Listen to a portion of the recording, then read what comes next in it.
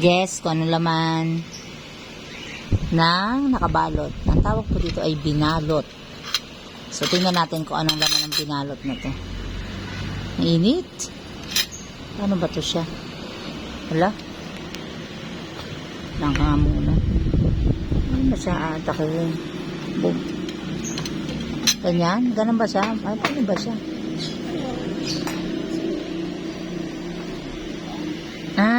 Okay. Alam ko na.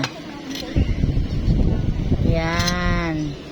Tapos, ganyan. Ano laman? Oh. Wow. So, ito ang laman ng binalot.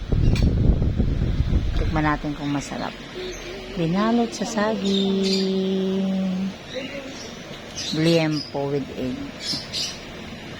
Let's eat. Sarap oh.